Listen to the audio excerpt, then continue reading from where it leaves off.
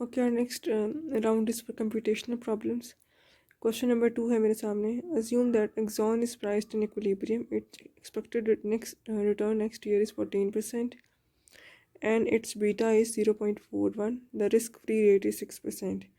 Calculate the slope of the security market line. तो slope का formula क्या होता है?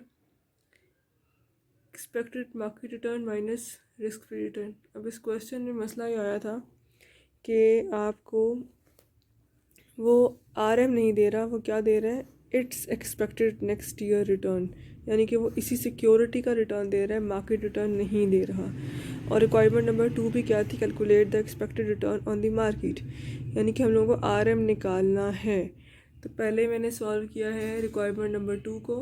RM निकालने के लिए फार्मूला वही यूज़ किए, that is expected return is equal to risk free return plus beta into RM minus RF। जो चीज़ें गिवन है वो लिखी और इस तरीके से मैंने RM को कैलकुलेट कर लिया। जब मैंने RM कैलकुलेट किया तो मैंने ऊपर स्लोप वाली जगह पर वही वाली फिगर 25.5 इनकॉर्पोरेट की, और ये 6 था वो लिखा, तो ये 19.5% हो गया your slope of the security market line, right. अब आती हूँ क्वेश्चन नंबर 3 के ऊपर। गिवन द फॉलोइंग इन्फॉर्मेशन, वो क्या दे रहा है आपको? Expected return for the market 12% है, standard deviation of market return 21% है, रिस्क फ्री रेट है 4% है, correlation coefficient between stock and B, stock A and the market है 0.8, stock B and the market 0.6, standard deviation for stock A है 25%, standard deviation of the stock B है 30%। Calculate the beta for stock A and stock B. तो now moving towards the formula of beta. Beta of अगर stock ए निकालना है तो covariance between ए और market divided by standard deviation of the market. Covariance given था 0.8, वो लिख लिया। अब standard deviation of the market जो है ना वो नहीं गिवन है, सॉरी वेरियंस होगा, इन्होंने स्टैंडर्ड डेविएशन दिया हुआ है, हमें वेरियंस रिक्वायर्ड था।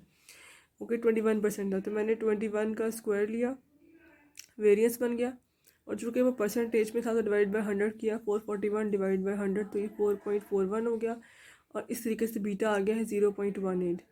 मैंने वही वाली वैल्यू यहाँ पर भी इनकॉर्पोरेट की है, ये तो सेम है। अब covariance between B and market change होगा, 0.6 है, बाकी ये वाली फिगर सेम है, तो आपका 0.13 हो गया बीटा ऑफ स्टॉक बी। अब है जी इसकी B option, calculate the required return for each stock.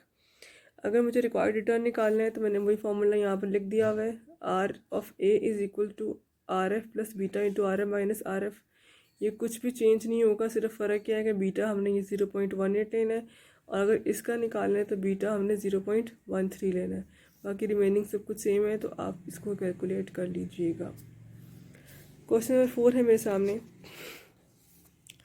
The expected return for the market is 12% with a standard deviation of 21%. The expected risk-free rate is 4%. Information is available for 5 mutual funds, all assumed to be efficient. Mutual funds कुछ given है और उनके आगे उन mutual funds की भी standard deviations given है।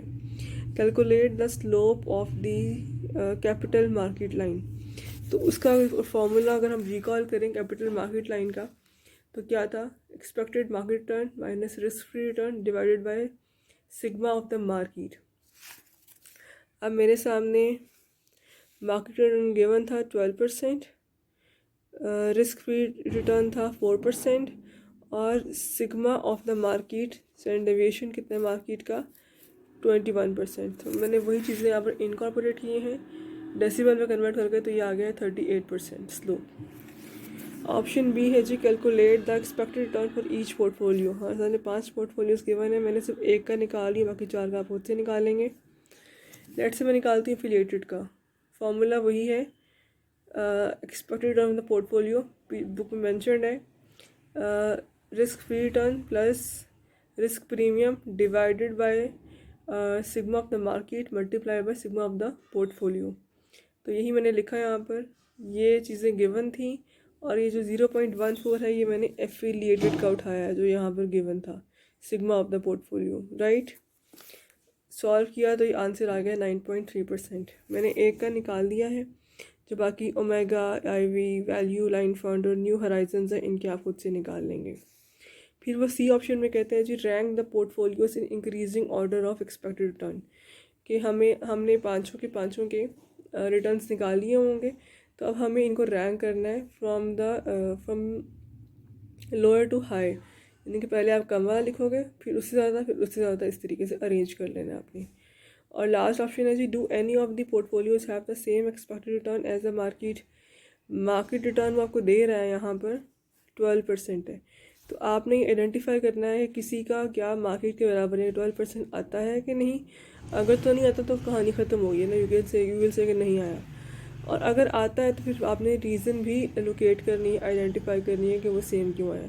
और अगर आई एम नॉट श्योर, मतलब मुझे पता भी नहीं है कि मैंने निकाले नहीं हुए, आप चेक कर लीजिएगा, अगर सेम आता है तो आपको आपके सोल्यूशन में ही इसका जवाब भी मिल जाएगा।